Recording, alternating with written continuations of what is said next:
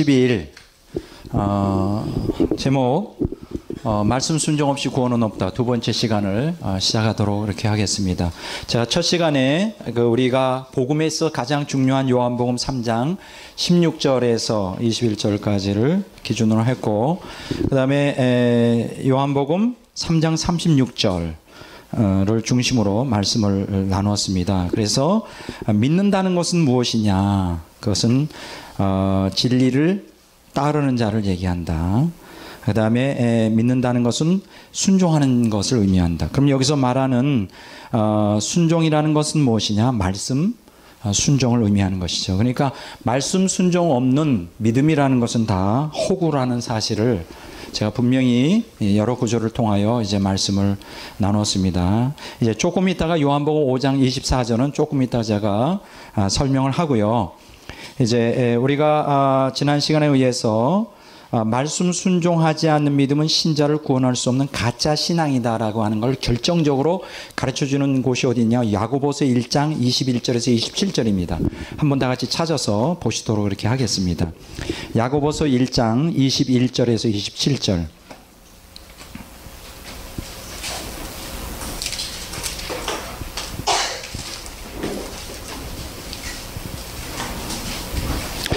야고보서 1장 21절에서 27절까지 다 같이 읽겠습니다. 찾으셨죠? 야고보서 1장? 아닌 것 같은데 맞나요? 1장 21절에서 예, 맞습니다. 예, 다 같이 한번 읽어보겠습니다. 그러므로 모든 더러운 것과 넘치는 악을 내어버리고 너희 영혼을 능히 구원할 바 마음에 심겨진 말씀을 온유함으로 받으라. 너희는 말씀을 행하는 자가 되고 듣기만 하여 자기를 속이는 자가 되지 말라. 누구든지 말씀을 듣고 행하지 아니하면 그는 거울로 자기의 생긴 얼굴을 보는 사람과 같아서 제 자신을 보고 가서 그 모습을 어떠했는지 곧 잊어버리거니와 자유롭게 하는 온전한 율법을 들여다보고 있는 자는 듣고 잊어버리는 자가 아니요 실천하는 자니 이 사람은 그 행하는 일에 복을 받으리라. 누구든지 스스로 경건하다 생각하여 자기 혀를 재갈 물리지 아니하고 자기 마음을 속이면 그 이 사람의 경건은 헛것이라. 하나님 아버지 앞에서 정결하고 도로움이 없는 경건은 곧 과와 과부를 그 환난 중에 돌보고 또 자기를 지켜 세속에 물들지 아니하는 그것이니라. 자, 여기 보면 아주 중요한 단어가 나오죠. 바로 구원이라는 거예요. 21절에 보면 영혼을 능히 구원하는 바, 구원할 바 마음에 심겨진 말씀이에요. 여러분, 우리가 구원은 어떻게 받을까요? 말씀을 믿을 때 받죠. 그렇죠. 여러분, 우리가 예수님을 믿는 것도 성경에 계시된 예수님을 믿는 것입니다. 우리가 하나님을 믿는 것도 성경에 계시된 하나님을 믿는 거예요. 만약 성경을 떠나서 하나님을 믿는다, 그것은 일반 다른 타종교와 다를 게 없어요. 만약 성경에 계시된 예수님이 아닌 다른 예수를 믿는다, 이거는 그 예수님이 성경에 계시되지 않았기 때문에 이상한 다른 종교의 교조를 믿는 것 다를 게 없어요. 성경에 계시된 우리가 성령을 믿는 거예요. 성경을 떠나서 성령을 믿으면 이건 완전 100% 열광주의, 신비주의로 흘러가게 됩니다.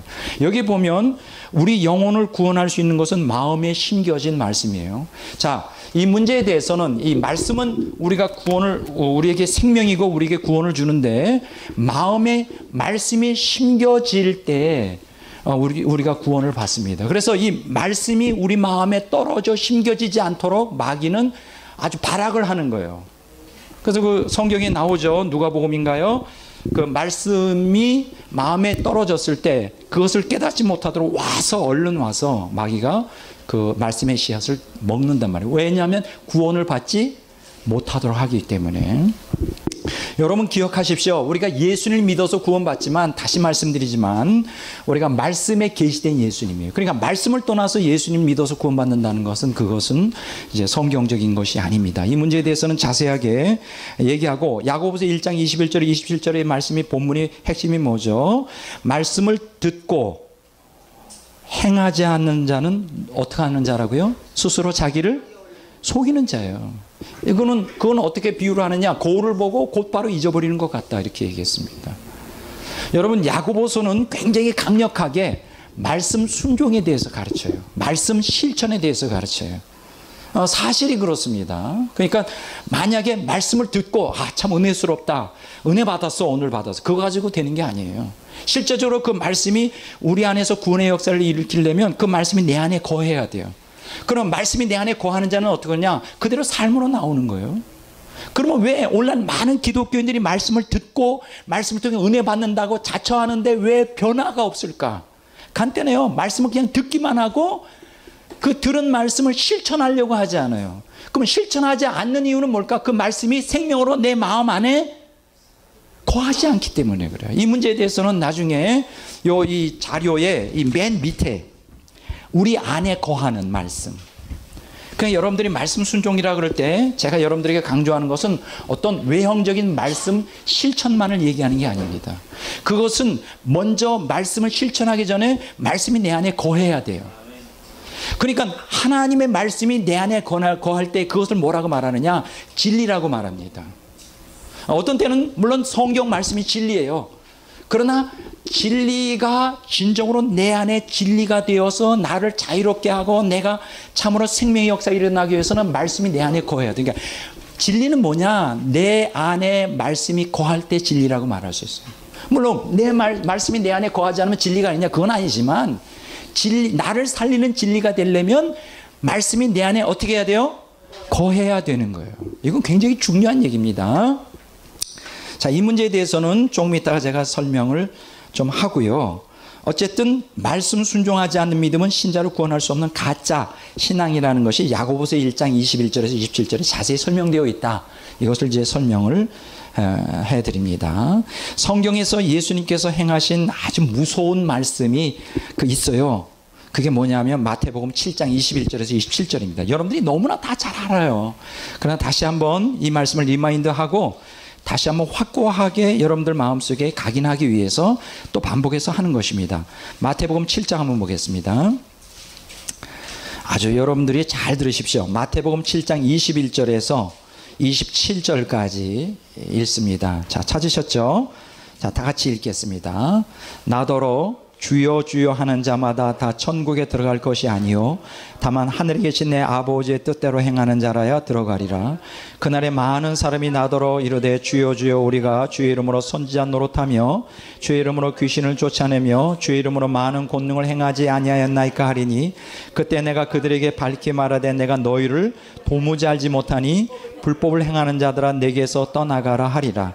그러므로 누구든지 나의 이 말을 듣고 행하는 자는 그 집을 반석 위에 지은 지혜로운 사람 같으리니 비가 내리고 창수가 나고 바람이 불어 그 집에 부딪히되 무너지지 아니하나니 이는 주추를 반석 위에 놓은 까닭이요 나의 이 말을 듣고 행하지 아니하는 자는 이 집을 모래 위에 지은 어리석은 사람 같으니 비가 내리고 창수가 나고 바람이 불어 그 집에 부딪힘에 무너져 그 무너짐이 심하니라. 자, 이거는 너무나 중요한 말씀이에요. 제가 생각할 때 이 말씀 순종에 대한 교훈에 있어서 가장 결정적으로 강하게 우리에게 경고하신 메시지가 바로 마태복음 7장 21절에서 27절이 아닌가 말씀을 합니다. 여기서 아주 우리에게 충격을 주는 건 뭐냐? 이 천국에 들어가지 못하는 사람들에 대한 충격에서 예수님 안 믿은 사람도 아니고 여기 보면 이런 말씀이 있어요. 주여 주여 하는 자마다 천국 들어가는 거 아니고 하늘에 계신 내 아버지의 뜻대로 행하는 자가 들어가야 된다. 여기 보면 주여 주여라는 거는 형식적으로 주여 주여 한 게 아닙니다. 왜냐하면 이 배후에 보면 여기 보면 22절에 주여 주여 우리가 주의 이름으로 선지자 노릇하고 주의 이름으로 귀신을 쫓아내고 주의 이름으로 많은 권능을 행했습니다. 이거 뭡니까? 보통 믿는 사람이 아니라 은사와 능력을 행했던 사람이에요. 병도 고쳐주고 귀신을 쫓아내고 많은 권능을 행했던 사람이에요. 그러니까 여기서 말하는 주여 주여 하는 사람들은 보통 형식적인 기독교인이 아니라 진짜 예수님 잘 믿는 사람이에요. 그리고 본인은 이렇게 능력이 나타나니까 천국을 가고 있다고 확신하고 있는 사람이에요.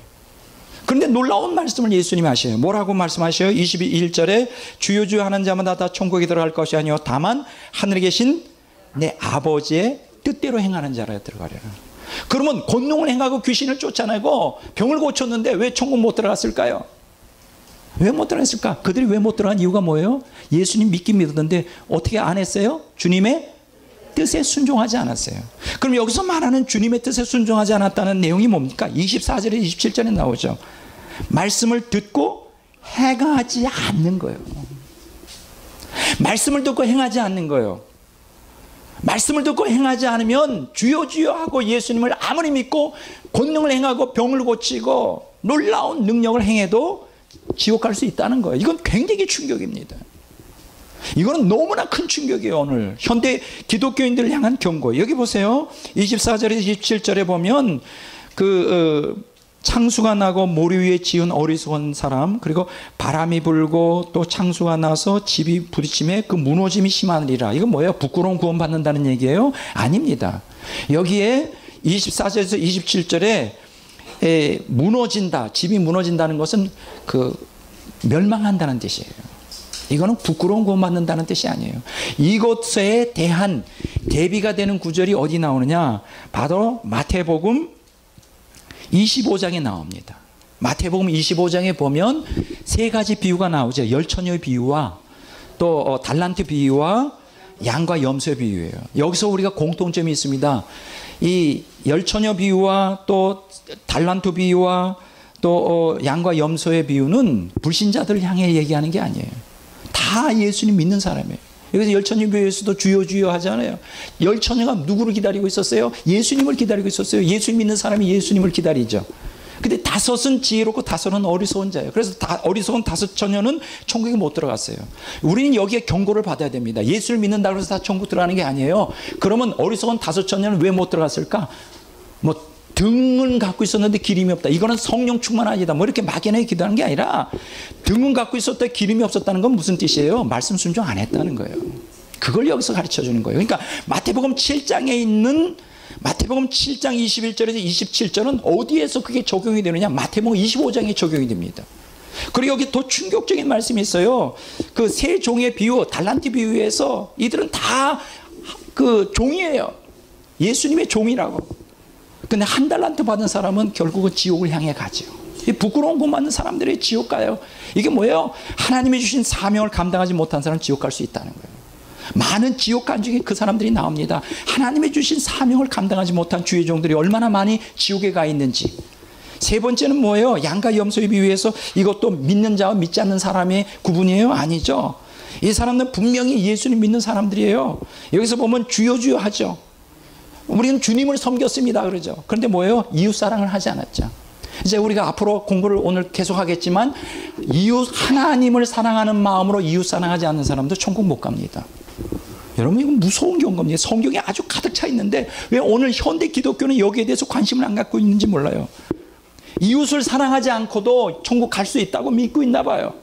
성경의 요한복음에 요한 1세에 분명히 이웃을 사랑하지 않는 자들은 천국 들어가지 못한다고 분명히 얘기를 해요.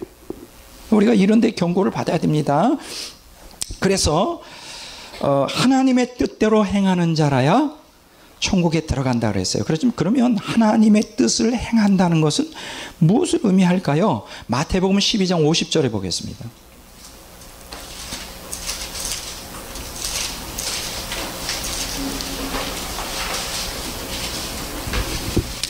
마태복음 15장 50절, 12장 50절을 다 같이 보겠습니다. 찾으셨죠? 다 같이 읽겠습니다. 누구든지 하늘에 계신 내 아버지의 뜻대로 하는 자가 내 형제요, 자매요, 어머니라. 자, 여기도 내 아버지의 뜻대로 행한다는 말씀이 나오죠. 그러면 아버지의 뜻대로 행한다는 건 뭘 얘기할 거예요? 주님 주님 한다고 천국 들어가는 게 아니라 아버지의 뜻대로 행해야 천국 들어간다는데 아버지의 뜻대로 하는 자가 도대체 누굴까요? 이것과 같은 마태복음 12장 46절에서 50절에 있는 말씀과 똑같은 내용을 설명해 주는 게 누가복음 8장이에요. 누가복음 8장 21절 봅니다.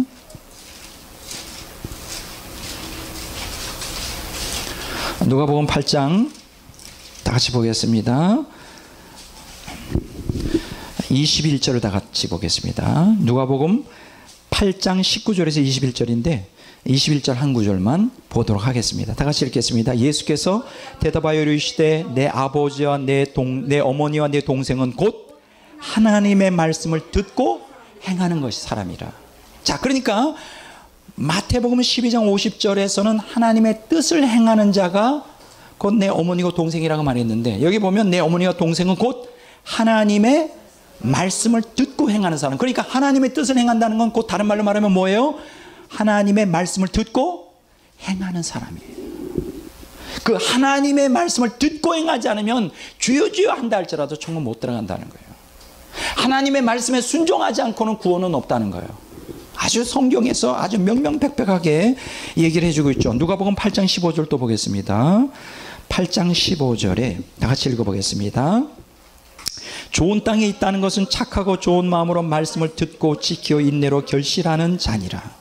여러분들이 구원받으려면 어떻게 되는지 알아요? 세 가지를 해야 돼요. 말씀을 듣고, 두 번째는 지키고, 세 번째는 인내해야 돼요.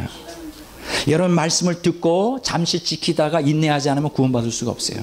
여러분들이 말씀을 듣고 믿고 또 지키고 인내하지 않으면, 그러니까 말씀을 듣고 지키지 않으면 구원받을 수 없고, 말씀을 듣고 끝까지 인내해야 돼요. 도중에 타락할 수 있다는 걸 얘기해요. 누가 구원받느냐? 말씀을 듣고, 이건 믿는 것이죠. 두 번째 지키고, 이거는 말씀에 순종하는 거죠. 세 번 인내해야 돼요. 고난 가운데 인내해야 돼요. 끝까지 이기는 자가 돼야 돼요. 여기 누가복음 8장 11절에서 15절에 보면 예수님 믿다가 도중에 탈락하는 사람들에 대해서 얘기가 나오죠. 길가라고 하는 것은 전혀 말씀을 안에 생명이 안 들어가는 거. 바위라고 하는 것은 말씀이 들어오긴 들어와요. 그런데 박해를 받으면 곧바로 배반하는 사람이고, 가시떨기라는 것은 말씀을 들어요. 그런데 그 말씀대로 행하려고 그래요. 그러다가 염려와 세상의 재물과 향락에 온전히 결실하지 못하는 거예요. 이들은 다 구원받지 못하는 사람들이에요. 이게 여러분 구원이라는 게 이렇게 쉬운 게 아니에요. 그래서 예수님께서 뭐라 그랬어요? 좁은 문으로 들어가라는 거예요. 멸망으로 인도하는 문 크고 그 길이 넓어 그리로 가는 자가 많고 생명으로 인도하는 문은 좁고 찾는 자가 거의 없다 그랬어요. 여러분 구원받는다는 건 그렇게 쉬운 게 아니에요. 말씀을 믿고 두 번째 지켜야 돼요. 그게 첫 번째 관문이에요. 일단은 말씀을 들어야지. 하나님 말씀을 들어야 돼. 근데 하나님 말씀을 듣는다고 해서 구원받는 게 아니에요. 하나님 말씀을 좋아한다고 해서 구원받는 게 아니에요. 하나님 말씀을 듣고 어떻게 해야 돼요? 지켜야 돼요. 순종해야 돼요. 근데 순종하는 것만은 가지고 되지 않아요. 끝까지 인내해야 돼요. 그럴 때 생명의 역사가 일어나요. 이거는 제가 여러분들에게 간증할 말이 참 많습니다. 이거는 나중에 하고, 자 보세요. 분명히 여기서 그렇게 얘기하고 있어요. 8장 15절에. 그 다음에 누가복음 11장 27절을 보겠습니다. 27절 28절.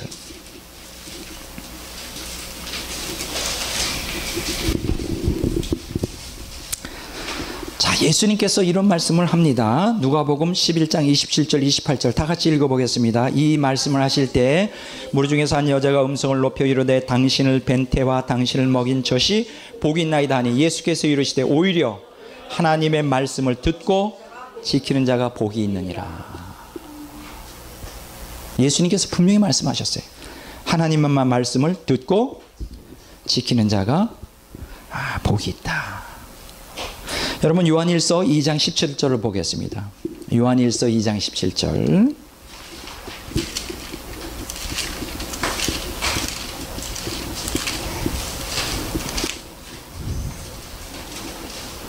자, 다 같이 한번 읽어보겠습니다. 이 세상도 그 종력도 지나가되 오직 하나님의 뜻을 행하는 자는 영원히 거하느니라. 자, 영원히 거하는다는 건 뭘 얘기해요? 천국에 들어가서 영원히 산다는 뜻이죠. 누가? 하나님의 뜻을 행하는 자. 그러면 그 반대로 하나님의 뜻을 행하지 않는 자, 지옥 가는 거예요. 다른 말로 말하면 하나님의 뜻을 행하지 않는다는 것은 말씀에 순종하지 않는 삶을 사는 거예요. 지옥 가는 거예요.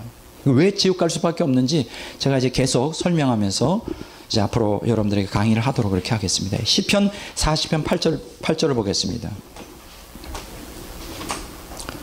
시편 40편 8절.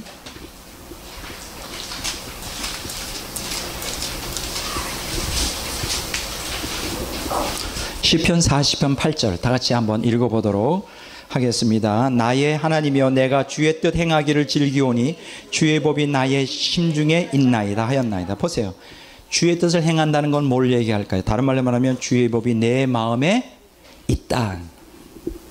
주의 말씀이 내 안에 거한다. 여러분 하나님의 뜻을 행하는 것은 간단합니다. 주님 말씀이 내 안에 거하면 돼요.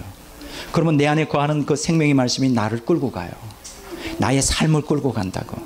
그러니까 여러분들이 하나님 말씀을 머리로만 받아들이지 말고 마음에 그것을 받아들여야 돼요. 근데 이 마음에 받아들이는 게 이렇게 쉽지가 않아요. 왜냐하면 우리 마음에는 여러 가지 타락한 본성이 가득 차 있어요.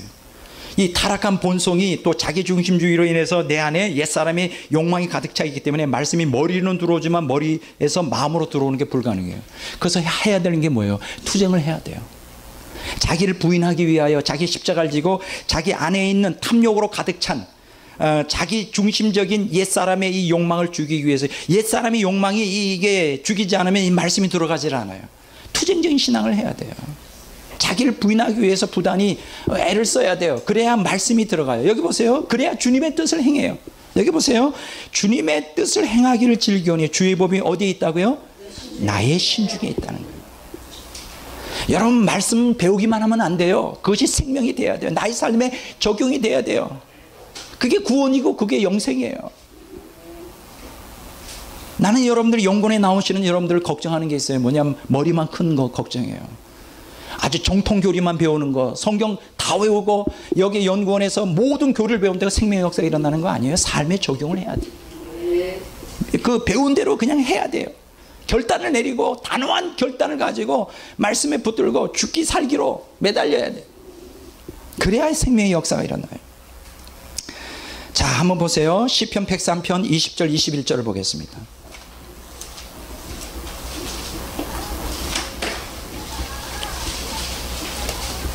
시편 103편 20절 21절입니다. 시편 103편 20절 21절. 자, 찾으셨죠?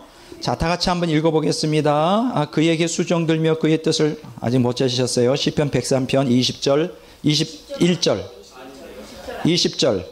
능력이 있어 여호와의 말씀을 행하며 그의 말씀의 소리를 듣는 여호와의 천사들이여 여호와를 송축하라. 그에게 수종 들며 그의 뜻을 행하는 모든 천군이여 여호와를 송축하라. 자, 여기 보세요.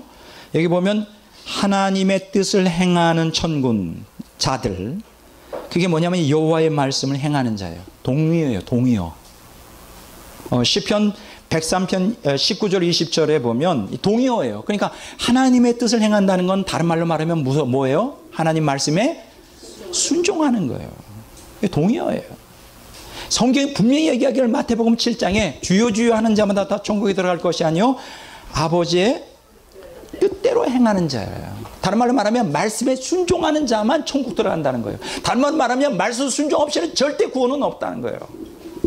이렇게 제가 강조하면 행위구원을 가르친다고 저를 이단으로 몰지 몰라요. 근데 관계없어요. 성경이 그렇게 얘기하고 있어요. 그럼 어떻게 성경을 믿는 거예요? 오늘 현대 기독교인들이 무엇을 도대체 믿는 거예요? 그러니까는 엉터리를 믿으니까는 교회가 그렇게 타락하고 부패하고 교인들이 힘이 없는 거예요. 생명이 없는 거예요. 점점 세속화되고 세상의 물결에 이길 힘이 없는 거예요. 여러분, 성경이 분명히 얘기하시죠? 마태복음 7장 21절에서 27절에 있는 말씀을 또 다른 누가복음 6장인 다음과 같이 얘기하잖아요. 한번 볼까요? 누가복음 6장 46절을 보겠습니다. 46절에서 49절까지가 마태복음 27장 21절에서 27절에 있는 말씀하고 같은 말씀이죠. 근데 46절만 보겠습니다. 누가복음 6장 46절 찾으셨죠? 자, 다 같이 읽겠습니다. 너희는 나를 불러 주여 주여 하면서도 어찌하여 내가 말하는 것은 행하지 아니하느냐. 참 기가 막힌 일이에요. 너희는 어찌하여 나를 주여 주여 하면서 내가 너희에게 하라고 명하는, 그렇죠? 그래서 왜 순종하지 않지? 그냥 순종하지 않는, 말씀에 순종하지 않는 그 신앙은 구원할 수 없다는 거예요. 주여 주여 해봐요. 그건 엉터리 주여 주여라는.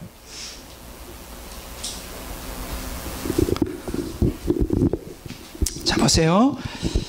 자, 도대체 말씀 순종하지 않는 자는 도대체 누굴까? 여러분들이 가지고 있는 자료에 4번을 보십시오. 말씀 순종하지 않는 자는 하나님께서 어떻게 취급하시느냐 하면 악인으로 보셔요.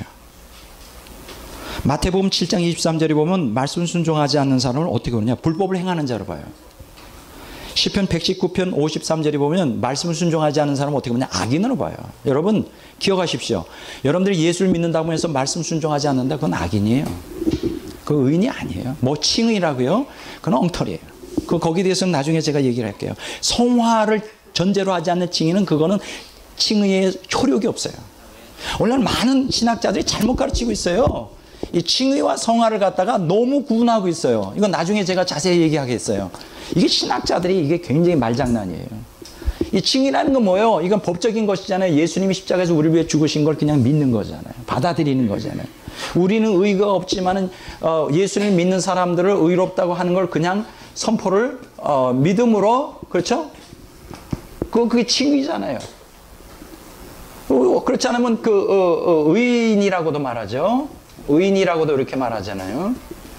의인이라고, 의롭다고 인정해 주는 것이잖아요. 그렇죠? 이게 신학이 좀 너무나 잘못되어 있어요.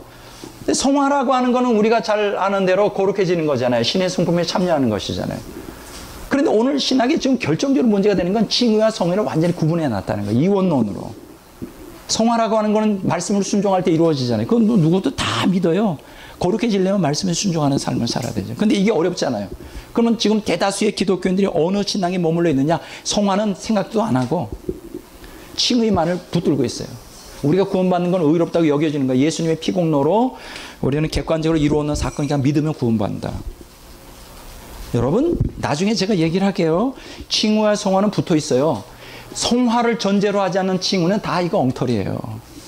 말씀 순종을 전제로 하지 않는 믿음은 다 엉터리라고요, 그게. 이걸 잘 몰라요. 신학자들이 왜 모를까? 그들이 밥 먹고 매일 연구만 하고 많은 돈을 갖다가 받고 존귀 영광, 그러니까 사람들에게 대접받고. 근데 왜 이걸 모를까? 성경에 다 나와 있는데. 칭의와 성의는 동전의 양면이에요. 성화가 없는 칭의는 이거는 아무 효력이 없다고요. 거룩을 지향하지 않는 예수님의 피는 아무 효과가 없다고요. 왜 예수님이 죽으셨게요? 우리를 거룩하게 하려고, 흠이 없게 하시려고, 선한 열매를 맺게 하시려고 죽으신 거예요. 예수님의 죽음을 헛되게 생각하지 마세요. 거룩을 추구하지 않고 성화를 추구하지 않고 예수님의 십자가를 믿어 구원받는다, 이건 엉터리예요. 하나님은 그런 계획이 없어요. 성경에 나와 있어요. 여러 군데 나와 있어요. 예수님 왜 죽었게요?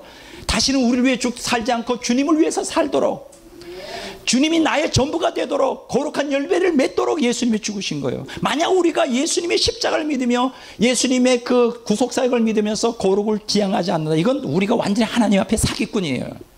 그런 구속사에 이게 잘못된 거예요. 오늘날 신학이, 정통신학이 이걸 잘못 가르치고 있어요. 거기에 대해서는 제가 나중에 뒤쪽 부분에서 설명을 하겠습니다. 자, 그러면 하나님은 어떻게 보시느냐? 여러분, 굉장히 이 말씀을 들으면 아주 충격적일 거예요. 말씀을 순종하지 않는 자를 어떻게 보냐? 불법을 행하는 자로 보고, 악인으로 보고, 거짓된 자로 봐요. 말씀을 순종하지 않는 사람은 느헤미야서 9장 35절에 보면 악행을 행하는 자로 봐요. 악을 행하는 자예요. 당연하죠. 말씀 순종 안 하면 악을 행하는 거죠. 말씀 순종하지 않는 자를 어떻게 보는지 아세요? 시편 78편 56절에 보면 하나님을 반항하는 자라 봐요. 하나님 반항하고 있는 거예요. 말씀 순종은 그냥 옵션이 아니에요. 내가 지금 말씀 순종 안 하는 상태에다 하나님을 반역하고 있어요. 말씀 순종하지 않는 자는 어떠냐? 신명기 28장 58절에 보면 하나님을 경외하지 않는 자예요. 아주 우습게 하는 자예요, 하나님을. 느헤미야서 9장 16절에 보면 말씀 순종하지 않는 자는 아주 교만한 자예요. 자기를 의지하고 사니까 교만할 수밖에 없죠. 말씀 순종하지 않는 자는 어떤 자냐? 요한복음 14장 24절에 보면 하나님을 사랑하지 않는 자예요. 야, 심각하죠. 점점 갈수록 심각하네. 예레미야서 16장 11절에 보면 말씀을 순종하지 않는 자는 하나님을 버린 자예요. 하나님 버렸어요. 아니, 어떻게 하나님 버린 사람이 천국에 갈 수 있다고 생각하세요? 말씀 순종하지 않는 자는 어떤 자이냐? 시편 107편 11절에 보면 하나님을 멸시하는 자예요. 아주 멸시하는 자예요. 말씀 순종하지 않는 자는 어떤 자들이냐? 느헤미야서 9장 26절에 보면 하나님을 모독하는 자예요. 말씀을 순종하지 않는 자는 어떤 자들이냐? 신명기 7장 9절 10절, 시편 81편 13절 15절에 보면 하나님을 미워하는 자예요. 아시겠습니까? 제가 시간이 없어 이걸 다 못 찾아요. 하나님을 미워하는 사람이에요. 여러분, 하나님을 반항하고 경외하지도 않으며 교만하여 하나님을 사랑하지도 않고 하나님을 버리고 멸시하고 모독하고 미워하는 자가 도대체 어떻게 천국 들어갈 수 있다고 생각합니까? 그가 지금 말씀을 따라 살지 않고 순종하지 않는 사람은 상당히 좀 위험한 상태에 있는 거예요. 빨리 회개해야 돼. 저는 목사가 된 지 참 오래됐습니다. 제가 84년도에 안수받았으니까 서울 연회에서 기감에서 1984년도에 안수받았으니까 상당히 오래된 거예요. 몇 년 됐어요? 거의 30년 돼요. 굉장히 오래된 사람이에요. 아주 초기에. 그러니까 저는 뭐 이제 고등학교 졸업하고 신학대학 나와서 곧바로 넥타이 메고 전도사가 돼가지고, 아니 뭐 신학생 시절부터 전도사였으니까 넥타이를 메고. 젊은 시절이 없어요. 나 한번 지금 나이트도 한번 가보고 싶었어요. 근데 지금껏 한 번도 못 가봤어, 나이트. 추석 연휴예요. 근데 늙었다고 안 받아줄 것 같아. 디스코장이라도 한번 가보고 싶은데 늙었다고 이제는 쫓겨날 것 같은데. 아니 난 그랬어요 정말. 아 나는 왜 그랬는지 몰라. 이렇게 순진하고 단순하고 무식했는지 몰라. 아 왜 그때 좀 그 학교 대학 다닐 때 좀 이렇게 미팅도 좀 하고 말이에요. 뭐 이렇게 나이트도 좀 가고 하면 참 좋았을 것 같은데, 아니 신학대 하기야 뭐 19살 고등학교 때부터 7명을 우리 친구들을 가르쳤으니까 그때 영적 지도자였어요 제가. 지금 생각하면 참 이상한, 아주 지금 생각하면 참 어린애가 뭘 안다고. 고등학교 때부터 영적 지도자였고 그 7명 중에 4명이 목사가 됐죠. 저까지 포함해서. 그리고 뭐 19살 때부터 제가 학생 활동 교회에서 했기 때문에 학생회장도 하니까 또 그 친구들 중에 마음이 맞는 친구들끼리 19살부터 종로 2가 종로 5가에 가면 카톨릭 회관이 있고 기독교 회관이 있어요. 지금 있는지 모르겠어요. 그 일주일에 한 번씩 빌려가지고 돈을 내고 빌려가지고 거기서 집회를 했어요. 그때 한 30-40명 모였어요. 19살 때부터 말씀 사역자가 됐어요. 그래가지고 저는 청년 시절이 없어요. 신학대학 들어가자마자 넥타이 메고 전도사하고 그냥 그렇게 지금 살아왔어요. 무슨 말씀을 해야 되는지 모르겠는데 지금 무슨 말을 하다가 이런 얘기 나왔죠? 말씀 주세요. 근데 왜 제가 이 얘기를 했는지 잘 모르겠는데. 지금 중요한 게, 그 얘기를 하려고 그랬어요. 제가 목사 된 지 30년 된 사람이에요. 어릴 때부터 교회에서 뼈가 굵은 사람이에요. 근데 제 신앙이 잘못됐어요. 제 신앙이 잘못된 거는 제가 잘못된 신학적인 틀, 어릴 때부터 어깨너머로 배운 신앙 가지고 신앙생활을 했어요. 그러다 보니까 죄를 이길 힘이 없었던 거예요. 저는 이렇게 믿었어요. 칭의와 성화는 다른 것이다. 근데 성화를 지향하려고 거룩을 지향하려고 보니까 말씀 좀 하려니까 도저히 안 되는 거라. 이건 불가능한 거예요, 나로서는. 왜냐하면 내 안에 옛사람이 꽉 장악하고 있으니까 도저히 안 되는 거예요. 그러면 차선책 있죠. 지옥 가지 않고 천국 갈 수 있는 건 이 성화 쪽보다는 칭의 쪽에 붙는 게 더 가능성이 있겠더라고요. 예수님 피공로 의지하여 나는 간다. 나는 죄인이라 할지라도 나는 타락한 본성 때문에 절대로 말씀을 철저히 순종하는 게 불가능하다. 딱 못을 박았어요. 또 신학교에서 그렇게 가르치고 또 그렇게 믿고 있으니까 지금도 그렇게 가르치죠. 전 그런 줄만 알았어요. 그렇게 목사 된 지 30년 동안 거의 대부분의 삶을 칭의와 성화를 구분하면서 그냥 나는 불가능한 사람이야. 어떻게 완전히 거룩을 지향할 수 있어? 그건 불가능해. 그냥 주님의 크신 은총과 자비에 예수님의 칭의를 믿어. 의롭다고 여겨주시는 거야. 피를 덮어주는 예수님 피로 탁 덮여서 난 천국 가는 거야. 그래 내가 의지할 수 있는 건 나 자신이 거룩을 지향하는 게 아니라 예수님의 피밖에 없어. 그렇게 수십 년을 신앙생활했어요.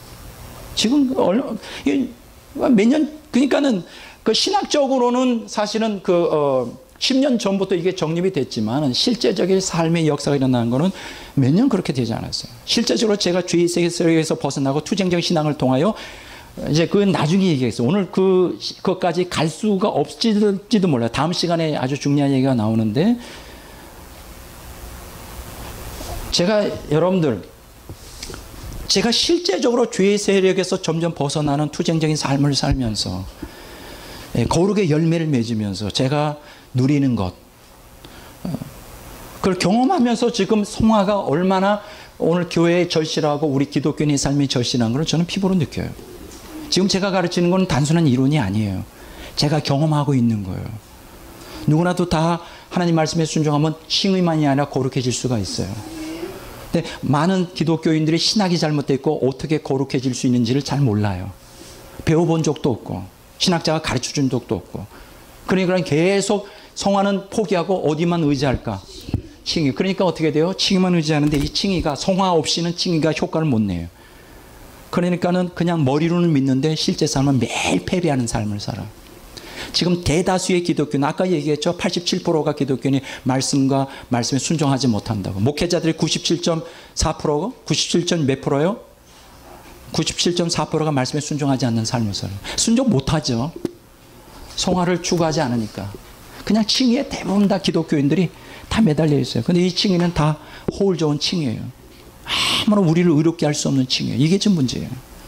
매일매일 패배해요. 세상에 패배하고 욕망에 패배하고 지고 억눌려 살아요. 이게 현대 기독교인들의 자화상이에요. 이거는 성경적인 건 아니에요. 이건 잘못 믿고 있는 거예요.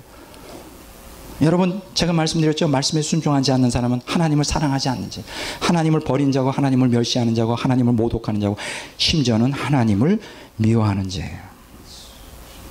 이건 심각한 문제입니다. 실제적으로 도대체 성경에서 예수님이 우리를 위해 죽으신 그 속죄의 은총이 도대체 그거밖에 안 되는 거예요? 2000년 전에 우리를 위해 피 흘려 죽으신 그 효과가 이거밖에 안 되는 거예요. 그냥 칭의에 매달려서 죄에서부터 헤어나지 못하고 세상의 그 공격으로부터 헤어나지 못하고 그냥 세상에 물들고 혼합해 적당히 욕망대로 살다가 겨우 지옥 안 가고 천국 가는 게 하나님이 원하시는 계획이냐고요. 예수님의 속죄의 피가 그 능력밖에 안 되느냐고요. 절대 그건 아닐 것이에요. 그것이 믿음의 본질은 아닐 거예요. 성경이 가르치는. 그럼 도대체 뭘까요? 자, 요한복음 5장 24절 한번 보겠습니다.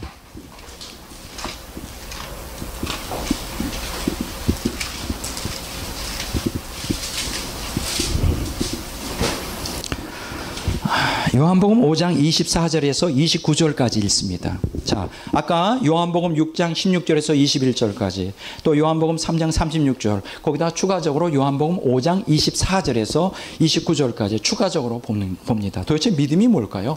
믿는다는 게 뭐죠? 다 같이 읽어보겠습니다. 24절. 내가 진실로 진실로 너희에게 이르노니 내 말을 듣고 또 나 보내신 이를 믿는 자는 영생을 얻었고 심판에 이르지 아니하나니 사망에서 생명으로 옮겼느니라. 진실로 진실로 너희에게 이르노니 죽은 자들이 하나님의 아들의 음성을 들을 때가 오나니 곧 이때라. 듣는 자는 살아나리라. 아버지께서 자기 속에 생명이 있음 같이 아들에게도 생명을 주어 구속에 있게 하셨고 또 인자됨으로 말미암아 심판하는 고난을 주셨느니라. 이를 놀랍게 여기지 말라. 무덤 속에 있는 자가 다 그의 음성을 들을 때가 오나니 선한 일을 행하는 자는 생명의 부활로 악한 일을 행하는 자는 심판의 부활로 나오리라. 여러분들이 기억하셔야 될 것은 요한복음 5장 24절에서 29절은 하나의 단락이라는 거예요. 띄면 안 돼요. 분리하면 안 돼요. 근데 여기서 놀라운 것은 내 말을 듣고라는 말이 있죠. 그리고 나 보내신 이를 믿는 자는. 그러면 예수님의 말씀을 듣는다는 건 뭘까요? 듣는다? 그냥 hearing, listen, 그냥 듣는 것에서 끝나는 것인가요? 아니죠. 이스라엘 백성들이 하나님을 듣지 않았다. 듣는다는 건 뭐냐면 그 말을 순종한다는 거예요. 그 말을 듣는다는 것은 그 말을 순종하지 않는 거예요. 성경에서 항상 듣는 것은 듣는 것으로 끝나지 않습니다. 히브리적 사고에서는 듣는다는 것은 곧 순종하는 것과 같아요. 말은 곧 행동과 같아요. 그러니까 여기서 내 말을 듣고라는 건 예수님 말씀을 그냥 리스닝, 듣는다는 뜻이 아니라 예수님 말씀을 듣고 순종하는 걸 얘기해요.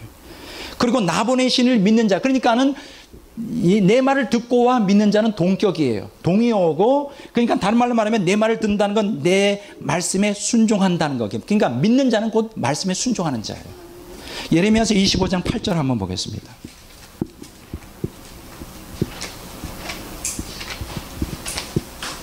예레미야서 25장 8절을 봅니다.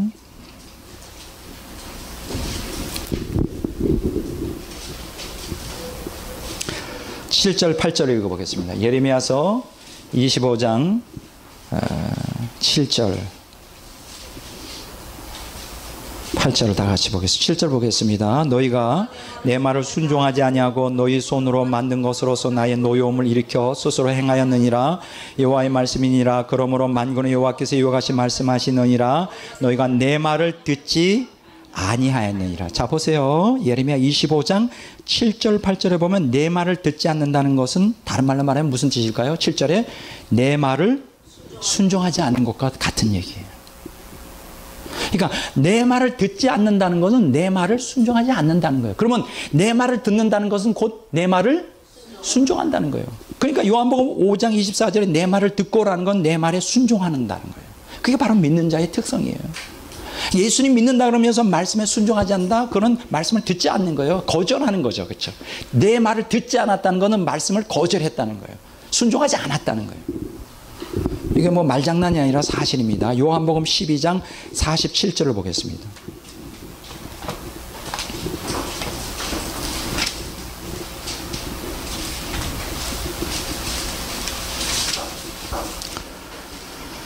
요한복음 12장 47절 다 같이 읽겠습니다. 사람이 내 말을 듣고 지키지 아니할지라도 내가 그를 심판하지 아니하노라. 내가 온 곳은 세상을 심판하려 하며 아니요 세상을 구원하려 함이로다. 나를 저버리고 내 말을 받지 아니하는 자를 심판할 리가 있으니 곧 내가 한 그 말이 마지막 날에 그를 심판하리라. 아주 무서운 얘기예요. 내 말을 듣고 지키지 않는다 하더라도 나는 그를 심판하지 않는다. 나를 저버리고 내 말을 받지 않는 자 곧 내 한 말이 그를 심판하리라. 이게 무슨 얘기일까요? 예수님의 말씀을 듣지 않는 자는 결국 그 말씀이 심판해요. 듣고 행해야 돼. 그냥 하나님이 말씀하셨다 하는 거는 그냥 선포한 게 아니에요. 그것은 우리가 듣고 행하라고 주신 말씀이에요. 성경에서 언제나 말씀은 헛되이 내게로 돌아오지 않는다고 하나님 말씀하셨어요. 하나님의 뜻을 행하도록 그렇게 하시는 거죠. 누가복음 6장 46절에서 49절 아까 했나요? 아까 본 거예요? 예. 그거 이제 넘어가겠습니다. 자, 요한복음 5장 24절 다시 넘어옵니다. 자, 여기 보시면요. 자, 다시 한번 읽습니다. 내가 진실로 진실로 너희에게 이르노니 내 말을 듣고 또 나 보내신 이를 믿는 자는 영생을 얻고 심판에 이르지 아니하나니 사망에서 생명으로 옮겼느니라. 자, 보세요. 믿는 자, 내 말을 듣는 자, 듣고 순종하는 자에게 어떤 역사가 일어날까요? 사망에서 생명으로 옮겨지는 역사가 있어요. 사망에서 생명으로 옮겨지는 역사가 있어요. 여러분, 그러니까 믿는 자에게 증거가 있어야 돼요. 사망에서 생명으로 옮겨진 역사를 경험해야 돼요. 확실히 사망에서 생명으로 옮겨집니다. 어떤 사람이 믿는 자가 정말 사망에서 생명으로 옮겨졌나요? 그러면 사망에서 생명으로 옮긴 것의 증거가 뭘까요? 29절에 나오죠. 선한 일을 행한 자는 생명의 부활로, 악한 일을 행한 자는 심판의 부활로 나오래요. 좀 이해가 안 되잖아요. 믿는 자는 생명의 부활로 이렇게 나와야 되는데, 불신자는 그 심판의 부활로 나온다고 해야 되는데, 왜 여기에 선한 일을 행한 자와 악한 일을 행한 자를 대비할까요? 왜냐하면 사망에서 생명으로 옮긴 자에게는 증거가 나타나야 돼요. 열매가 나타나야 돼요. 그 열매는 뭐죠? 선한 열매가 나타나야 돼요. 선의 열매가 나타나요. 의의 열매가 나타나야 돼요. 빛의 열매가 나타나요. 만약 의의 열매, 선한 열매, 빛의 열매가 나타나지 않는다, 그건 사망에서 생명으로 옮긴 게 아니에요. 그건 믿는 자에게 증거가 아니에요. 그건 구원받는 게 아니에요. 정도의 차이는 있을지 모르지만 그걸 여기서 얘기해 주고 있는 거예요. 그러니까 요한복음 5장 24절에서 29절까지 하나의 카테고리에 들어가야 돼요. 믿는다는 건 뭐냐? 사망에서 생명으로 옮긴 증거가 있어야 돼요. 그거는 선한 일로 나타내야 돼요. 아까 우리가 로마서 1장 봤죠. 2장 1절에 11절을 봤죠. 악을 행하는 자와 선을 행하는 자. 정말 믿는 자에게는 선을 행하는 그 증거가 나타나요. 선한 열매가 나타나요. 나타나지 않았다. 나는 구원받았어요. 나는 하나님의 자녀예요. 나는 정말 거듭났어요. 나는 이제 사망에서 생명으로 옮겼습니다. 좋다 이거예요. 그러면 증거를 보여달라. 선한 일의 증거를 보여달라. 선한 일의 증거를 보여줄 수 없으면 그거는 가짜라요. 그걸 갖다 우리가 뭐라고 말하냐? 열매라고 말합니다. 열매. 열매가 없는 나무는 지옥불에 던져진다고 말하잖아요. 이거 무서운 얘기입니다. 열매를 맺어야 돼요, 여러분들이. 자, 그러면 사망으로서 생명으로 옮긴다는 것은 도대체 뭘까? 사도행전 26장 18절을 보겠습니다. 사도행전 26장 18절.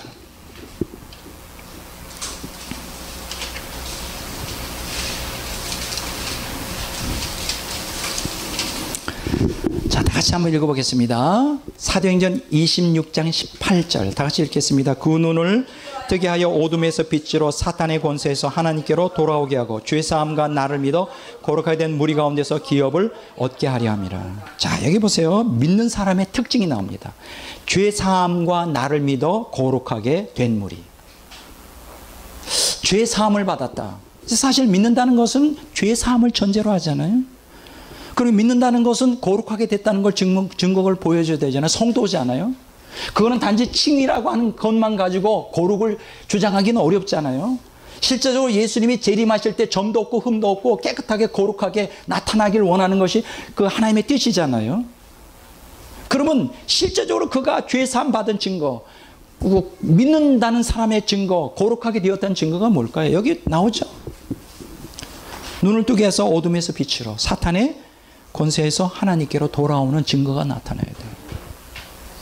사망에서 생명으로 인도하는, 사망에서 생명으로 변혁을 일으켰다는 새로운 피조물이라는 증거를 보이지 않으면 그게 어떻게 하나님이 인정하겠고 어떻게 그거를 다른 사람이 인정할 수가 있겠냐. 그걸 믿는다고 말할 수 있겠느냐.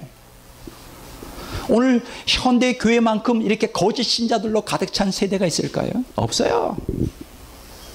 가득 차 있어요. 교회마다 가짜들로. 그들은 천국 못 가요. 굉장히 무서운 얘기입니다.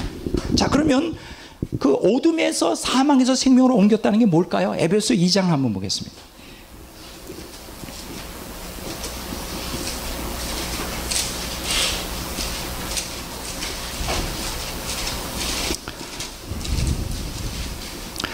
에베소 2장 1절에서 3절까지 보겠습니다. 자, 다 같이 한번 읽어보겠습니다. 그는 허물과 죄로 죽었던 너희를 살리셨도다. 그때 너희는 그 가운데서 행하여 이 세상 풍조를 따르고 공중의 권세 잡은 자를 따랐으니 곧 지금 불순종의 아들들 가운데 역사하는 영이라. 전에는 우리도 다 그 가운데서 우리의 육체의 욕심을 따라 지내며 육체와 마음에 원하는 것을 하여 다른 이들과 같이 본질상 진노의 자녀이었더니.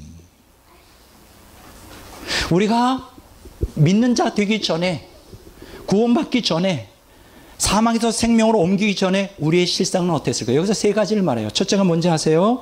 첫째는 뭐예요? 죄와 허물로 죽었어요. 이게 사망이죠. 죄와 허물로 죽었어요. 이게 사망이죠. 죄로 인해서 사망했죠. 그러면 죄로 인해 사망한 상태의 상태가 뭘까요? 첫째는 뭐예요? 이 세상 풍조를 따라가는 거예요. 예수님 믿는다 그러면서 아직도 세상을 사랑하고 있다. 세상의 탐욕을 추구하고 있다. 세상 사랑. 야고보서 4장에 뭐라 그랬어요? 세상을 사랑하는 자 안에는 아버지 사랑이 없다 그랬어요. 근데 오늘날 너무 기독교인들이 간이 부어 있어. 예수 믿으면서도 세상을 너무나 사랑해. 근데 하나님과 원수되어 있다는 걸 몰라. 예수님 피 때문에 자기는 하나님이 자기를 불쌍히 여기고 칭의 받아서 자기는 천국 가고 있다고 믿어. 이건 100% 거짓말이에요. 세상을 사랑하는 사람 마음속에 하나님은 사랑이 없어요. 하나님이 미워하세요, 그 사람. 근데 오늘날 대다수의 많은 기독교인들이 세상과 타협해. 세상 사람보다 더 나쁜 짓을 해. 더 악해. 이게 도대체 어떻게 된 걸까요? 자, 사망 가운데 있을 때 첫째, 세상 사랑하는 거예요. 만약 우리가 여전히 세상을 끔찍이 사랑하고 있다. 그 사람은 생명 가운데 있는 거 아니에요. 사망 가운데 있는 거예요. 그렇게 보시면 틀림없어요. 두 번째 뭐냐? 여기 뭐냐면 공중의 권세 잡은 자 따랐으니 불순종의 아들들 가운데 역사. 공중의 권세 잡은 자 마귀로 추종하는 것이죠. 이렇게 여러분들이 생각할지 몰라요. 나는 마귀를 따라가지 않습니다. 하나님을 따라갑니다. 그러면 하나님을 따라가면 진리를 순종해야 될 거 아니에요. 아까 진리를 순종하지 않는 사람은 어떻다고? 하나님을 미워하는 자고 멸시하는 자고 증오하는 자고 하나님을 사랑하지 않는 자고 하나님을 모독하는 자고 하나님을 버리는 자라는, 그런 하나님 버리면 누구한테 가겠어요? 마귀를 따라가죠. 세상 사랑하는 사람은 마귀를 따라가는 거예요. 이게 어둠 가운데. 그러면 여러분들이 정말 사망에서 생명으로 옮겼다면 어떻게 돼요? 첫 번째는 세상 사랑하지 말아야죠. 세상 사랑하는 마음이 내 안에서 투쟁해야죠. 죽자 사자. 제가 그렇게 한 것처럼. 내가 목숨 걸고 나는 세상 살아가지 않겠나. 난 내가 주님만 사랑하기로 내 목숨 걸고 저도 그렇게 했거든. 투쟁적으로 하셔야 돼. 그러면 하나님이 여러분들 세상 사랑하지 않을 수 있는 능력과 은혜를 부어주셔요. 왜 오늘 기독교인들이 세상에서 벗어나지 못하는 이유가 뭘까요? 하나님의 능력이 없어서? 은혜가 없어서? 아니에요. 우리가 그걸 바라지 않아. 세상 것을 우리에게서 걷어나면 우리가 죽는 것 같아. 입으로는 하나님 없이 못 산다 그러는데 실제적인 삶 속에서 우리가 애착하고 집착하고 있는 세상 것을 조금이라도 하나님이 걷어가시면 막 죽는 것 같아요. 왜냐하면 그것이 하나님이거든. 많은 기독교인들이 그렇게 살아요. 그러니까 예수님 믿긴 믿는데 세상과 너무 밀착된 가운데 살아요. 그래서 하나님이 약속하는 생명의 능력을 경험하지를 못해요. 투쟁해야 돼요. 투쟁해야 돼요. 부르짖어야 돼요. 하나님께 제발 좀 세상 사랑에서 나를 건져달라고. 나는 하나님 사랑하기 원하고 천국 들어가기 원한다. 근데 내 마음대로 안 돼요. 하나님. 내가 의지로 결단하고 노력했지만 안 돼요. 하나님 도와주세요. 그래서 하나님께 능력을 구하는 거예요. 그래서 하나님의 은혜를 구하는 거예요. 하나님의 은혜와 능력은 그냥 여러분들을 세상 사랑하지 않도록 꽉 뒤에서 꽉 집어가지고 그런 법은 없습니다. 여러분들이 하나님 사랑하려고 발버둥 칠 때 은혜와 능력이 열매를 맺지, 마음으로는 탐욕으로 가득 차 있으면 하나님 꽉 나를 붙들어 주세요. 절대 그런 법은 없어요. 하나님이 머리에서 뒤에서 그냥 꽉 번개같이 쏟아주어도 내 안에 탐욕으로 가득 차 있으면 그게 아무 효력이 없어요. 아무 효력이 없어요. 두 번째는 마귀 추정. 세 번째는 뭐예요? 그러면 사망에서 생명으로 옮겼다는 건 뭐예요? 마귀를 추정하지 말아야 되죠. 세 번째는 뭐예요? 여기 보면 세 번째에 보면 3절에 보면 전에는 우리도 다 그 가운데서 우리 육체의 욕심을 따라 지내며 육체와 마음에 원하는 것을 했다고 했어요. 욕망, 우리의 탐욕, 뭐 탐욕이라고 말할 수 있죠. 유욕이라고 그랬죠. 유욕을 따라가죠. 유욕의 본능대로 살아가는 거예요. 내 옛사람의 본능대로, 내 옛사람의 본능대로 자기 중심적으로 화낼 거 다 화내고 욕망할 거 다 욕망하고, 그게 사망 가운데 있는 사람의 특징이에요. 만일 아까 오늘 요한복음 5장 24절에 예수님 믿는 자, 내 말을 듣고 나버리신 이는 영생을 얻고 사망에서 생명으로 옮겼다, 이게 믿는 자의 증거잖아요. 구원받은 사람이 중요해요. 그러면 세 가지 현상이 나타나야 돼요. 세상 사랑하는 것에서 회개를 해야 돼요. 돌이켜야 돼요. 마귀를 추종하는 것에서 돌이켜야 돼요. 유격을 따르는 것에 돌이켜야 돼요. 여러분, 마귀 추종, 나는 마귀를 추종하지 않아요. 마귀를 어떻게 우리가 추종할까요? 우상 숭배할 때 마귀를 추종하는 거예요. 우상 배후에는 마귀가 도사리고 있어요. 구약 성경에 보면 우상을 숭배하지 말라고 그랬어요. 그러니까 사람들이 이렇게 생각합니다. 나는 우상 섬긴 적 없어요. 내가 돌부처에게 절한 적이 없어요. 여러분, 뭐가 우상입니까? 탐욕이 우상이에요.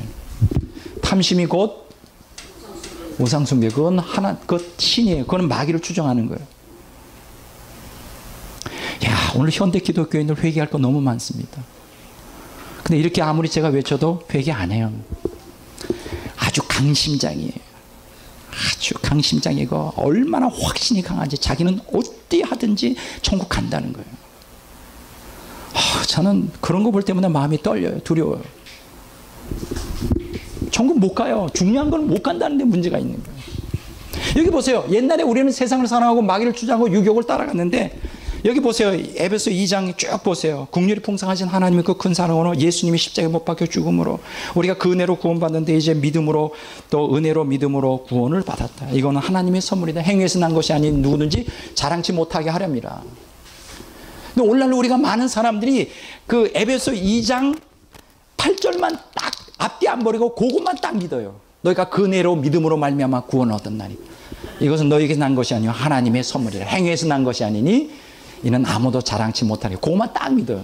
그 앞에 이 사망에서 생명으로 옮긴다는 게 무엇을 의미하는지, 세상 사랑하지 않고 마귀를 추종을 버리고 유격을 따르는 것을 거부해야 된다는 것은 다 빼버리고, 그 은혜로 믿음으로, 여기서 말하는 은혜와 믿음은 이 엉터리 믿음이지. 여러분, 정말 은혜 받았습니까? 믿어 구원 받았습니까? 그러면 뭐가 나타나야 되는지 알아요? 여기 보세요. 에베소 2장 10절 다 같이 읽겠습니다. 우리는 그가 만드신 바라 그리스도 예수 안에서 선한 일을 위하여 지으심을 받은 자니 이 일은 하나님의 전에 예비하사 우리로 그 가운데 행하게 하려 하심이라. 여기서 보세요. 우리로 그 가운데 행하게 하려면 뭐예요? 예수 믿는 사람들, 예수님이 속죄의 피로 말미암아 거듭나 예수 믿는 사람들에게 원하는 게 뭐예요? 선한 일을 선한 일을 행하는 그리스도인이 되기를 원하는 거예요. 선한 일, 열매 맺기를 원하는 거예요.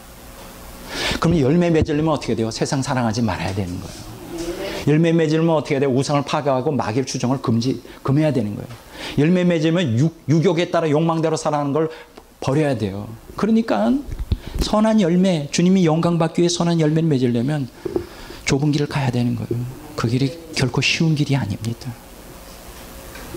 그냥 앞뒤 다 잘라 먹고 에베소 2장 8절 너희는 그 은혜로 믿음으로 말미암아 구원을 얻었나니 이것이 너희에게서 난 것이 아니요 하나님의 선물이라. 행위에서 난 것이 아니니 이는 누구든지 자랑하지 못하게 하려니라. 저도 이거 고등학교 때 달달 외우던 구절이에요.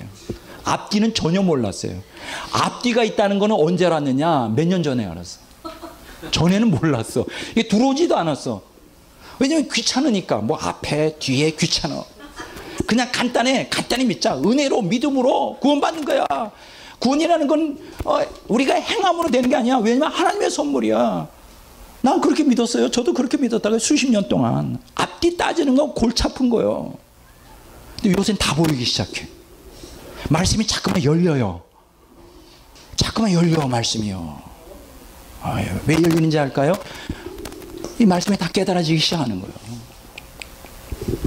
자, 그러면 사망에서 생명으로 구체적으로 옮겨지려면 어떻게 해야 될까요? 이제 그게 이제 오늘 사실은 하이라이트예요. 시간이 이제 거의 많이 흘러가고 있는데 하는 시간까지 열심히 해보도록 하겠습니다. 왜 성경에서는 믿는 자에게 말씀 순종을 요구하는 것일까? 그 말씀 순종을 해야 되는 이유는 사망에서 생명으로 옮기는, 그렇죠?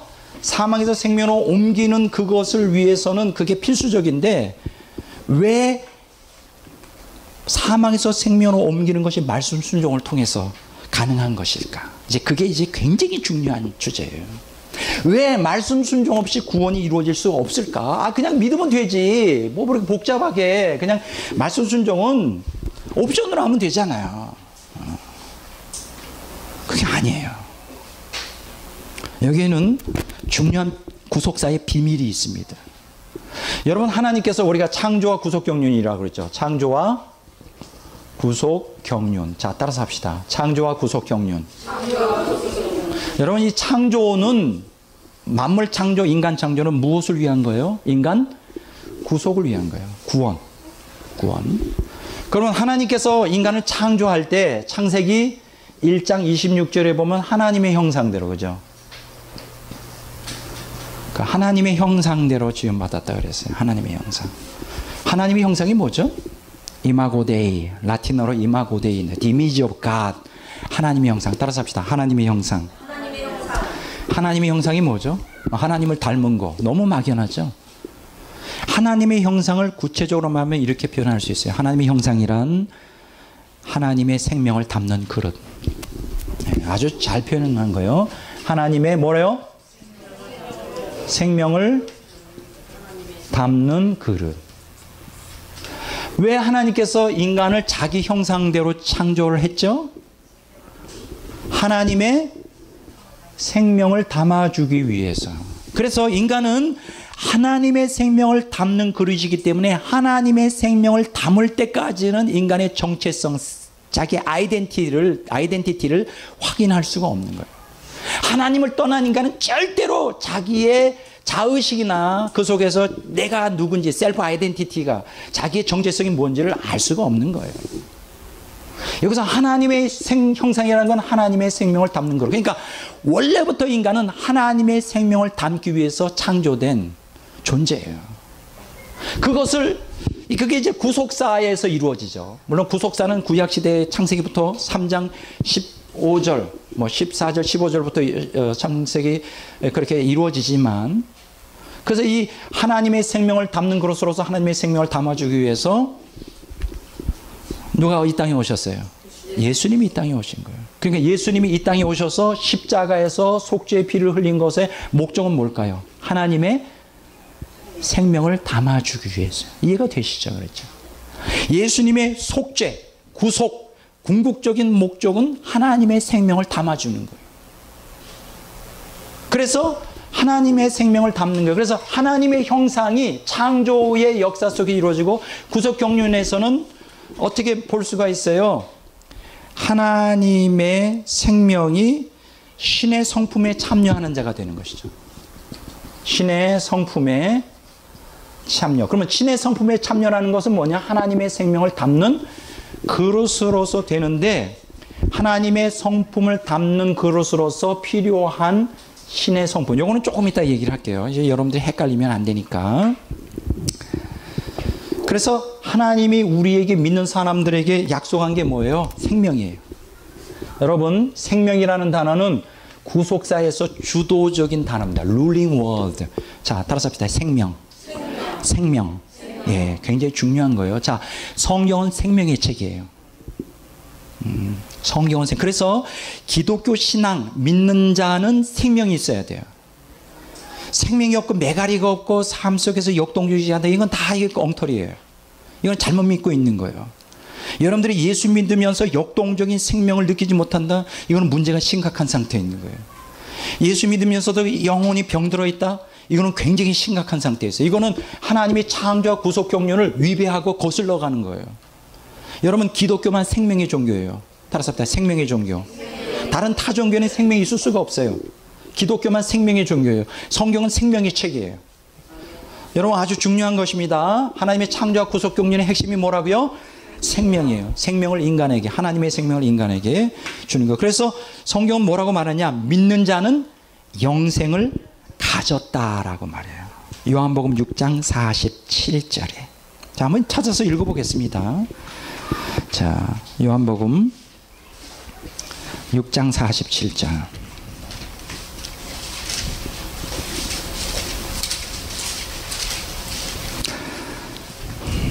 자, 다 같이 한번 읽어보겠습니다. 진실로 진실로 너에게 이르노니 믿는 자는 영생을 가졌나니. 여러분, 어떻게 생각했어요? 믿는 자는 영생을 가졌다. 이걸 어떻게 해석합니까? 아, 죽어서 영원한 세계로 들어간다? 아니에요. 지금 생명을 가져야 돼요. 여기 대해서도 나중에 자세히, 잠깐 나중에 얘기한대요. 나중에 할 얘기가 많으니까. 여기서 믿는 자 생명을 갖고 있다, 영생을 갖는다는 것은 지금 갖는 거예요. 그 지금 갖고 앞으로 영원히 갖는 걸 얘기하죠. 여기서 아까 제가 얘기했죠. 믿는 자는 어떠한 존재다? 말씀에 순종하는 자이다. 진리를 따라가는 자이다. 그 믿는 자는 그냥 믿습니다. 그게 아니에요. 그러니까 진리를 따라가는 자, 말씀에 순종하는 자가 생명을 가졌다. 이렇게 말해도 돼요. 그러니까 생명을 얻으려면 어떻게 해야 돼요? 단순히 예수님을 믿기만 해서는 안 되고 말씀에 순종하는 신앙이 되어야 되죠. 말씀 순종 신앙. 믿는 자는 생명을 가졌어요. 요한일서 5장 13절에 봅니다.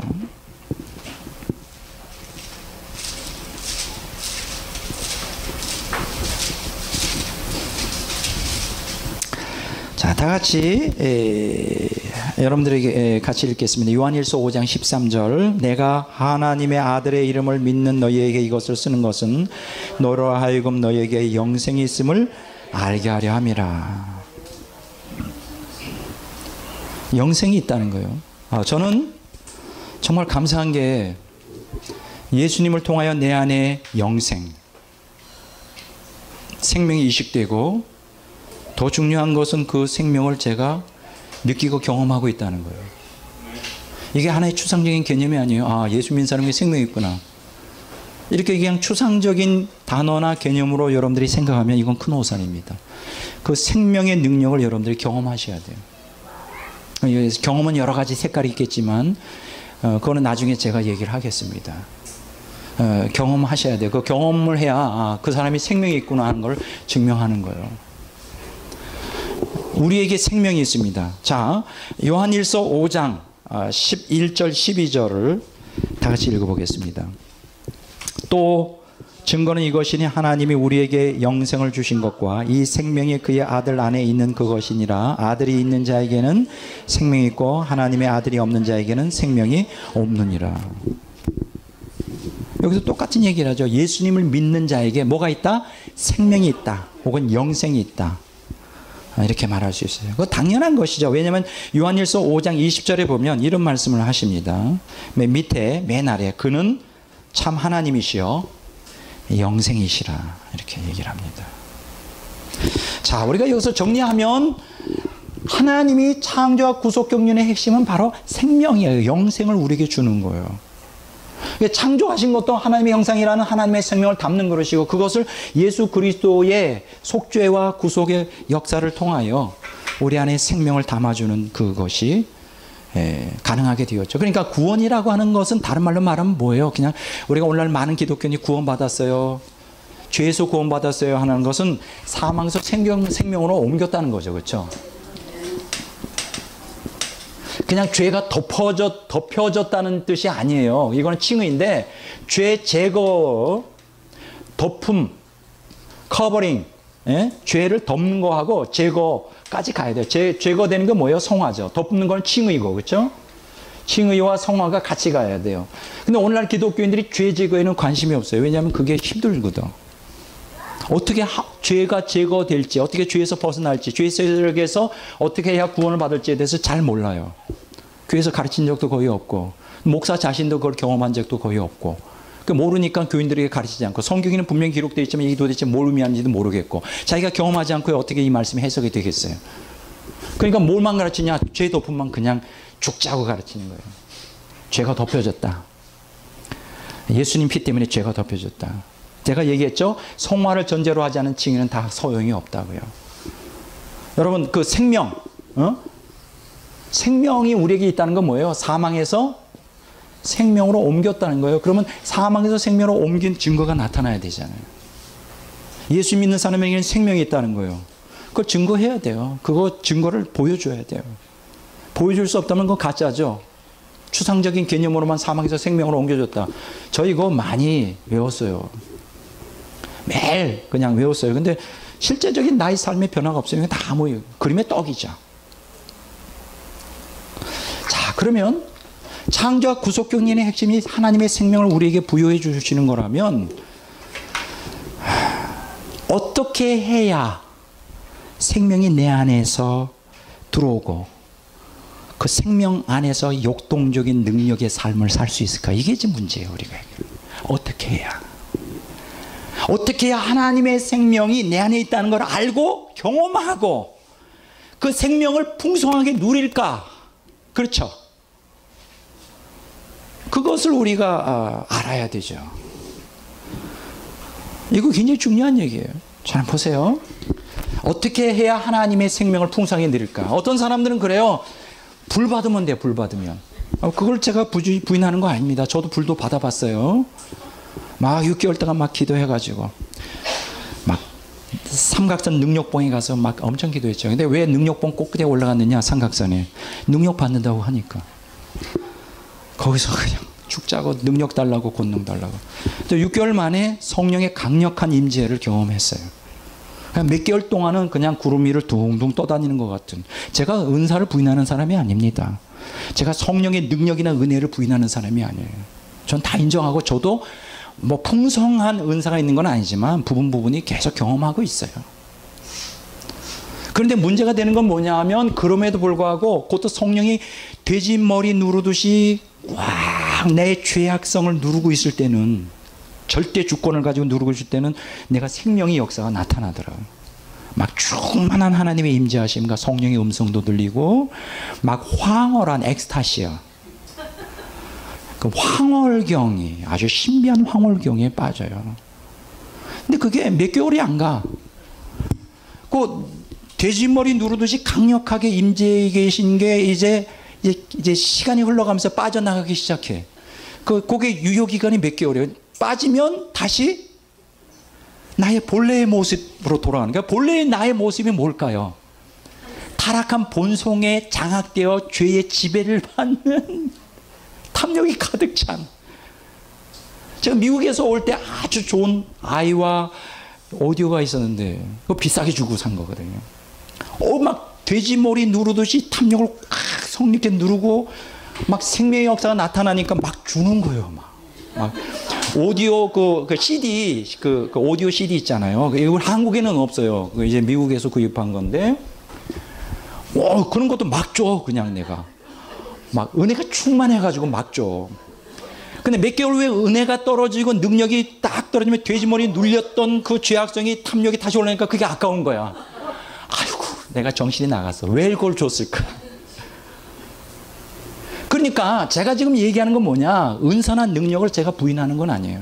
근데 은사와 능력만 가지고서는 생명이 내 안에서 역동적으로 작용할 수가 없다는 것이에요. 역동적으로 작용하려면 하나님의 은혜와 은사와 능력을 구해야 되지만, 중요한 것은 말씀 순종이 돼야 돼요. 다른 말로 말하면 그 말씀이 내 안에 거해야 돼. 제가 결정적으로 경험하고 느끼는 것은 뭐냐? 내 안에 죄악성이 있잖아요. 사실 오늘 모든 기독교인들의 마음에 탐욕이 있고, 옛사람 때문에 내 안에 죄된 욕망이 있고, 그것 때문에 굉장히 괴로워해요, 다들. 그것 때문에 괴로워하지 않는다면 그거는 진짜 양심이 없는 사람들이지. 죄악성 가운데 즐기면서 그래도 천국 간다는 건 정말 이건 잘못된 신앙이에요. 그래도 양심의 지배를, 내가 왜 이렇게 될까? 내가 주님 뜻대로 살아야 되는데, 하나님 말씀에 순종하면서 살아야 되는데, 그런데 이게 안 돼. 마음은 원하지만 육신이 약해. 막 이러면서 그냥 자기 합리화를 시키면서 그래도 예수님 피가 있으니까 내가 그거 지면 살겠다 그렇게 하는데 안 돼요. 죄에서 벗어나는 게 어려워요. 대다수의 기독교인들이 그럴 거라고 생각해요. 저도 수십 년 동안 그렇게 살았으니까. 수십 년 동안. 그런데 제가 경험해 보니까요, 딱 하나밖에 없어요. 내가 은사를 강하게, 성령의 강력한 임재 속에 몇 달 동안은 그게 죄에 눌리지만 다시 도로묵이에요. 그러면 결정적으로 죄의 세력을 파괴하고 거기서 해방될 수 있는 비결은 딱 하나밖에 없어요. 생명의 말씀이 내 안에 거하면 돼. 바로 그거예요. 생명의 말씀이 내 안에 거하니까, 제가 경험해 봤어요. 거하니까 죄의 세력이 힘을 못 써. 힘을 못 써. 오직 그거예요. 죄에서 벗어날 수 있는 것은 생명의 말씀이 어디에 거해야 된다? 내 안에 거해야 돼. 생명의 말씀이 내 안에 거할 때, 생명의 말씀이 내 안에 살아 역사할 때 지속적으로 죄를 이기는 힘이 거기서 나요. 제가 지금 이제 거의 끝날 시간이라 그러는데 여러분들이 마지막 멘트를 하고 싶은데, 저는 굉장히 많은 부분에서 죄의 세력에서 벗어난 상태에서, 그래도 죄가 전혀 없다는 건 아니에요. 원죄도 다 제거되고 죄가 전혀 없고 나는 거룩하게 100% 됐다. 이거는 또 이단이죠. 그렇게 얘기하는 건 아니에요. 근데 과거에 비해서 저는 상당히 많이 죄의 욕망과 세력에서 벗어난 상태예요. 자유로워요. 그래서 여기에서 막 하나님의 그 죄의 세력이 죄에서 벗어나면서, 죄의 권세에서 벗어나면서 제가 막 죄에 끌려가지 않는다는 거예요. 지금도 마음만 먹으면 죄 질 수 있어요. 제가 선택해서 죄 질 수 있어요. 그런데 죄 짓고 싶지 않아. 그런데 죄를 짓지 않을 수 있어요. 선택할 수 있어요. 그만큼 자유로워졌어요. 죄의 세력에서 많이 벗어났어요. 근데 죄의 세력에서 많이 벗어난과 동시에 뭐가 오는지 알아요? 하나님의 깊은 평안이 나를 장악하고 있어요. 이게 한두 달이 아니라 지금 2, 3년째 계속 지속되고 있어요. 하나님의 평안이 내 안에 아주 깊이 장악하고 있어요. 그러면서 깊은 행복이 내 안에 있어요. 지속적으로. 환경과 관계없이. 지금 이 문제에 대해서는 제가 나중에 얘기하겠지만, 그래서 제가 깨달았어요. 은사 체험도 중요하고 성령의 은혜와 능력도 중요하지만 이거 가지고는 이게 아니구나. 이 은사를 주시고 능력을 주시는 것은 투쟁할 수 있는 힘, 말씀에 순종할 수 있는 힘을 주시는구나. 여러분들이 중요한 거는 하나님의 은사와 은혜만 가지고는 안 돼요. 여러분들이 결단을 하셔야 돼요. 나는 죄를 증오하고 하나님을 사랑하겠노라. 하나님을 반역하는, 아까 제가 오늘 배웠죠? 말씀 순종하지 않는 것이 하나님을 반역하는 거고, 하나님을 사랑하지 않는 거고, 하나님을 멸시하고 미워하고 모독하는 거예요. 나는 말씀 순종하는 삶을 살겠노라. 나는 하나님을 사랑한다. 근데 말씀 순종하려는데 안 돼. 내 옛사람의 욕망이 너무 강해요. 그러면 투쟁해야 돼요. 말씀을 붙들고 하나님의 능력과 은혜를 구하면서 제발 좀 도와주십시오, 하나님. 내가 목숨 걸고 이렇게 하나님께 매달립니다. 도와주십시오. 말씀 순종할 수 있는 능력을 주십시오. 말씀이 내 안에 거하기를 원합니다. 이렇게 계속해서 몇 달이고 정말 눈물로 피눈물로 하나님께 매달리고 투쟁하면 서서히 하나님께서 은혜를 부어주셔서 말씀에 순종하고, 더 중요한 것은 그 말씀이 나 안에 거할 수 있도록 은총을 베풀어 주신다는 거예요. 그럼 말씀이 내 안에 거하잖아요. 그러면 죄가 힘을 못 써. 그 놀라운 이상한 일이에요. 저는 제가 경험하고 있기 때문에 확실하게 간증할 수 있어요. 죄가 눌려요. 죄가 눌려. 말씀 말고는, 생명으로 역사하는 말씀 말고는 죄를 파괴할 수 있는 게 하나도 없어요. 말씀이 생명이에요. 따라서 합시다. 말씀이 생명이다. 말씀이 생명이다. 이거는 틀림없은 진리예요. 저는 경험해 봤어요. 지금도 경험하고 있어요. 말씀이 제 안에 거하고 있습니다. 말씀이 제 안에 거하고 있어요. 그러니까 말씀이 내 안에 거하고 있으니까 그 말씀이 내 안에 생명을 끊임없이, 옛사람을 파괴하고 생명이 끊임없이 내 안에서 역사하도록 주장하고 계셔요. 믿는 자는 뭐냐? 말씀이 거하는 자예요. 머리로만 믿는 게 아니에요. 머리로 믿어봤자 아무 소용없어요. 필요 없다는 게 아니에요. 실망하지 마세요. 저도 수십 년 동안 머리로만 그걸 마음으로 믿으려고 하는데 안 돼요. 그게 말씀의 능력이 돼야 되는데 안 돼요. 저 수십 년 동안 그런 고민을 하고 갈등하다가 이 진리를 깨닫게 되었어요. 그렇구나. 말씀이 내 안에 거하니까, 그 말씀이 내 안에 거하려면 어떻게? 한 가지밖에 없어요. 투쟁적 신앙이에요. 따라서 합니다. 투쟁적 신앙. 다시 한번, 투쟁적 신앙. 여러분, 능력받고 은혜 받는 거는 그건 부수적인 거예요. 말씀이 내 안에 거하는 것이 최종적인 거예요. 그러려면 어떻게 돼요? 투쟁적 신앙을 해야 돼요. 발버둥 쳐야 돼요. 말씀을 순종하려고 할 때 그렇게 하지 못하도록 강력하게 세상이 유혹하고 사탄이 계속 미혹하고 내 사람의 욕망이 올 때 주여 주여 도와주십시오. 나는 절대 내가 죄 가운데 살기를 원하십니다. 예수님 날 위해 피 흘려 죽었으니까 피 보혈의 능력으로 성령의 능력으로 은혜로 나를 붙들어 주십시오. 말씀에 순종할 수 있는 능력을 주어 주십시오. 내가 차라리 죄 가운데 살기보다는 차라리 죽는 게 낫습니다. 내가 하나님을 미워하는 삶을 살기보다는 차라리 지금 이 땅에서의 생명을 끝장내는 게 좋겠습니다. 이런 기도를 좀 해보세요. 그렇게 계속 하다 보면 서서히 말씀이 내 안에 들어와요. 하나님이 응답을 하셔서 들어오셔서 그 말씀이 나를 장악하면 그때부터 승리하는 이기는 삶을 삽니다. 그리고 깊은 평안이 내 안에 있으면서 말로 표현할 수 없는 행복감이, 지금 제가 그걸 경험하고 있잖아요. 근데 제가 다 됐다는 건 아니에요. 아직도 우리 위대한 믿음의 선진들을 보면 아직도 걸음마 단계예요. 근데 중요한 건 이 원리를 깨달았다는 거. 더 깊은 얘기는 이제 다음 주에 하겠어요. 다음 주가 아니에요. 다음 주가 추석 시즌이죠. 나 혼자 와서 원맨쇼 하는 다음 주에 아주 중요한 말씀입니다. 오늘은 사실은 서러운 부분만 얘기한 거예요. 이제 본론이 진짜 있어요. 진짜입니다. 다음 주에 꼭 뵙기를 바랍니다. 정말 시간이 다 돼서 여기까지 하고요. 자, 성시를 읽고 오늘 끝내도록 이렇게 하겠습니다.